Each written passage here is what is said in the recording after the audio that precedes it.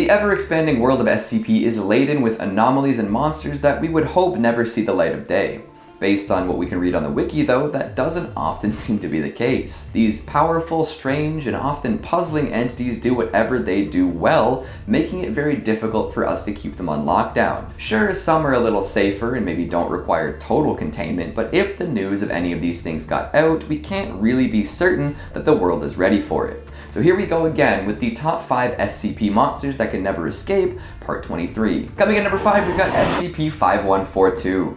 At first, you might laugh at the idea of this SCP. It's pretty goofy and contains references to a song we all know and love. Just about every person who hears it will find themselves singing along at some point, whether it pops up in a meme or if they see a can of assorted diced fruit at the supermarket. A whole lot of fun for the whole family. Well, that is until you realize the scope of the anomaly we're talking about today. We're all familiar with the song Fruit Salad by the Wiggles, right? Perfect. Well, if you've heard this song before, you've been under its mimetic effects. It's just so catchy, right? Like, almost too catchy? It almost makes you crave some fruit salad after listening. Well, if you've ever found yourself with a hankering for some mixed fruits after listening, you're not alone. Apparently the bit where the Wiggles sing fruit salad has mimetic properties and makes people crave fruit salad. At first, it's just a little craving, but with time, they will refuse to eat anything other than the medley. If they hear other nouns within a short period of time after listening to that phrase, these items will also be added to the list of desirable foods. It doesn't matter if these are edible or even remotely safe to consume, folks will try to eat them. The longer this goes on, the more intense the cravings become, to the point where the subject will engage in dangerous and possibly self-harming behavior to acquire said items. Close to a month from the onset of this anomaly, the affected individuals will also start to turn a bluish color and gain incredible amounts of muscle. It's a wild thing to behold, to say the least. Now, this has some very upsetting consequences in the past, like parents potentially consuming their young children alongside a side of honey, or maybe actually eating cars and houses. Not great. However, this is easily remedied. I said that the phrase sung by the Wiggles, fruit salad, is a meme.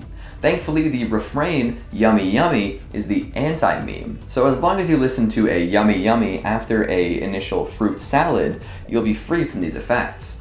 So just make sure you listen to it all the way through. Don't, you could become a rampaging ogre of a human, demanding to consume fruit salad, street signs, maybe even the president. Coming in number 4, we've got SCP-5172. This one messes with my brain a little bit. I'm not even sure what I'm supposed to think anymore. All of my hotel experiences are now suspect. Did I encounter something like this? Oh boy. SCP-5172 is a strange phenomenon seemingly affecting guests at North American hotels. It gives them the impression that there is a machine there built for the sole purpose of making and dispensing ice. I always took it for granted that hotels had such devices, but according to this document, those aren't standard practice. There's a whole history to this, but we'll gloss over it in favor of the spooky story within. Check out the wiki entry if you want more anomalous ice machine history lessons. Now, anyone who uses one of these so-called ice machines at a hotel will activate what's known as a Zalmunna event. These events are very likely to cause injury or death. In fact, the Foundation discovered SCP-5172 when investigating a string of grisly murders in Winnipeg. Go Canada. So after hallucinating the use of an ice machine, the affected individual will start to feel as if they're being watched. This will develop into confusion and then exhaustion.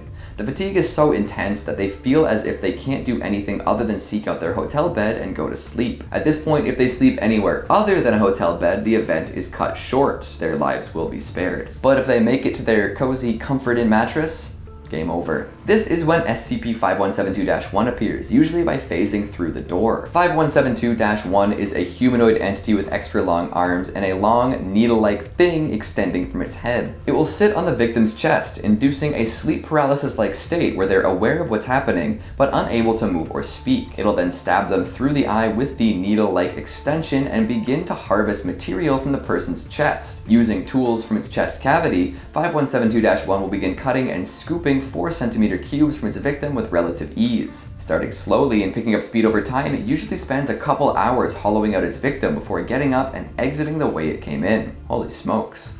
These creatures have so far only been seen in North American hotels and can actually be stopped through force, but killing one doesn't prevent it from happening again in the future. So let's hope ice machines don't show up anywhere else.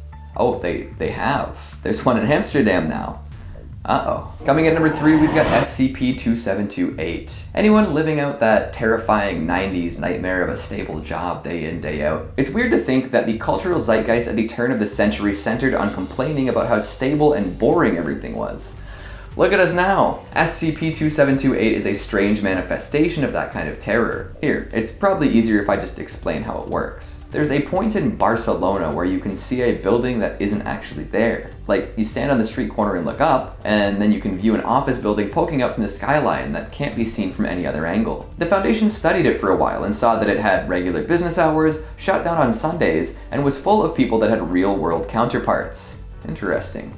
Don't get too close though. It seems that anyone who notices this building and gets up nice and close is brought into their bustling business, made to work their regular hours doing nothing for all eternity. The Foundation sent an agent to check it out, but they discovered that he had been replaced by a near-perfect body double. However, the original agent did his best to reach out via Morse code to let the Foundation know that his life had become hell. Apparently, the folks there function like insects, doing only their job and never anything else. And the city no longer has any outer limits.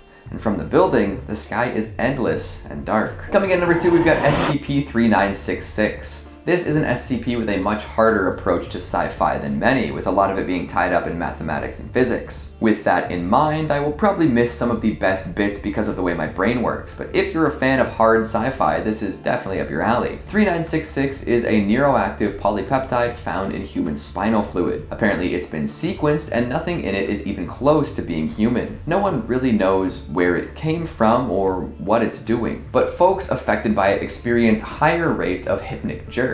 You know that feeling when you're about to fall asleep and then you think you're falling? Well, over time, the researchers concerned with this anomaly became infected themselves and started to feel the effects. They then discover that there are 2 variants of the stuff. Soon enough, it becomes clear that it is a cognitohazard and can spread through just the knowledge of it. And eventually, we learn that it could essentially be something from the 4th dimension, something that we can't fully conceptualize reaching out to us in some way. Just like how folks in a hypothetical flatland couldn't see us if we looked down on them from up above, whatever's behind 3966 has a whole new dimension to exist in, making it impossible for us to see all of it.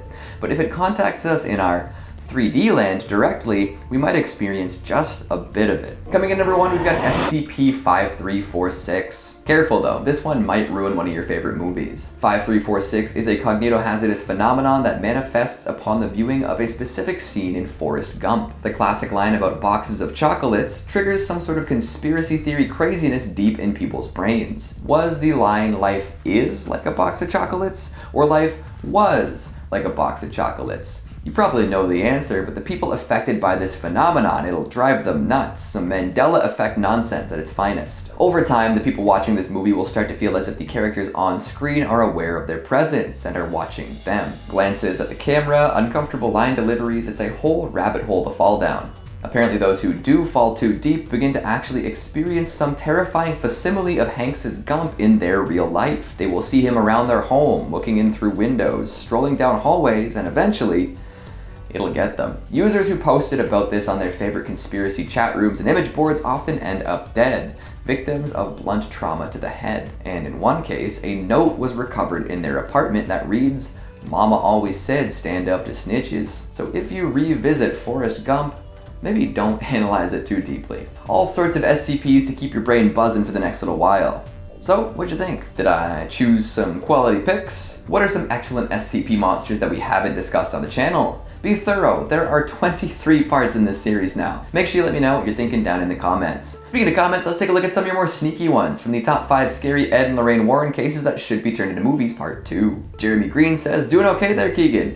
Feels like you missed your bagel today. Yeah, sometimes the coffee doesn't kick in as quickly as I'd like." Dave Marchitto says, "Stop sign, baseball, hieroglyphic hopscotch pouch. Are you trying to awaken me as a sleeper agent?" Dan Abnormal says, "Sure, make movies out of the Warrens' cases. They're largely fiction anyway." I mean, yeah, that was kind of the point of the video, but here, because you want to hear it so very badly, you, Dan Abnormal, are so much smarter and prettier and cleverer than everyone else. Congratulations. And that's the time we have for today. I'm going to plug in some really old Christmas lights at the fireworks factory. Thanks for watching, and I'll see you next time.